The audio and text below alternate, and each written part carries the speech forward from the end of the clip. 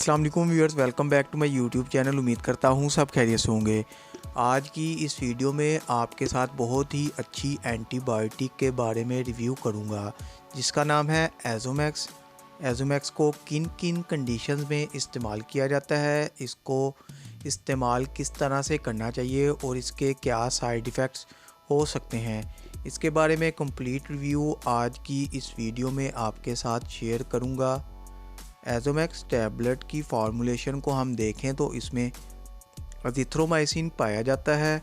अज़िथ्रोमाइसिन जो कि एक एंटीबायोटिक है, ये ब्रॉड स्पेक्टर एंटीबायोटिक है, यानी कि इसको बहुत ज़्यादा किस्म के बैक्टीरियल इन्फेक्शन को ठीक करने के लिए इस्तेमाल किया जाता है। ये एंटीबायोटिक है तो इससे ज़ाहिर होता है कि ये एंटीबैक्टीरियल इन्फेक्शन को ठीक करने के लिए इस्तेमाल की जाती है, लेकिन हर एंटीबायोटिक का अपना अपना फंक्शन होता है और अज़िथ्रोमाइसिन का भी अपना फंक्शन है। तो अज़िथ्रोमाइसिन यानी एजोमैक्स को किन कंडीशन में इस्तेमाल किया जाता है, इसके बारे में बात करते हैं। एजोमैक्स को रेस्पिरेटरी ट्रैक्ट इन्फेक्शन में बहुत ज़्यादा इस्तेमाल किया जाता है। अज़िथ्रोमाइसिन एक ऐसी एंटीबायोटिक है जो कि रेस्पिरेटरी यानी सांस की नाली के इन्फेक्शन के लिए बहुत ही ज़्यादा फ़ायदेमंद है, जिसमें आ जाता है हमारे पास नमूनिया। इसके अलावा सांस की नाली में जो इन्फेक्शन होता है जिसको हम ब्रोंकटस कहते हैं, इस केस में भी इसको इस्तेमाल किया जाता है। इसके अलावा URT यानी अपर रिस्ट्रिक्टिव ट्रैक्ट, इसमें भी इसको इस्तेमाल किया जाता है। जिस तरह गले का इन्फेक्शन हो जाए, आपके गले में बहुत ज़्यादा इन्फेक्शन है, इस केस में भी आप इसको इस्तेमाल कर सकते हैं।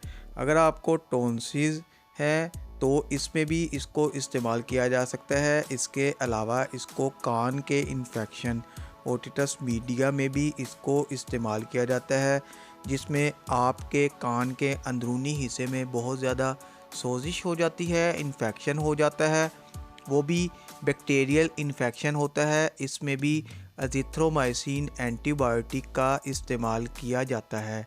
इसके अलावा इसको आप सेक्सुअली ट्रांसमिटर्स इन्फेक्शन में भी इस्तेमाल कर सकते हैं, यानी वो इन्फेक्शन जो इंटरकोर्स के दौरान ट्रांसमिट होते हैं, इसमें भी इसका इस्तेमाल किया जाता है। इसके अलावा इसको बुखार में डॉक्टर कम्बिनेशन के साथ इस्तेमाल करवाते हैं, क्योंकि बुखार के अंदर भी आपको कोई ना कोई इन्फेक्शन हुआ होता है, जिससे गले में इन्फेक्शन हुआ होता है, तो इस केस में भी इसको इस्तेमाल किया जाता है। इसके पैक पर लिखा होता है इसको आपने 3 दिन ही इस्तेमाल करना है। ये 3 डोज पैक होता है जो आप 3 दिन ही इस्तेमाल कर सकते हैं, और ये 3 दिन के अंदर ही बैक्टीरियल इन्फेक्शन को ख़त्म कर देता है। अगर बैक्टीरियल इन्फेक्शन कोई लंग्स का है, साइनस इन्फेक्शन है, थ्रोट इन्फेक्शन है, यूरिनरी ट्रैक्ट इन्फेक्शन है, कोई भी ऐसा इन्फेक्शन है, वो 3 दिन में ख़त्म हो जाता है। ये टैबलेट इन तमाम टाइप्स के इन्फेक्शन में इस्तेमाल होता है। अब बात करते हैं इस टैबलेट के साइड इफ़ेक्ट्स के बारे में।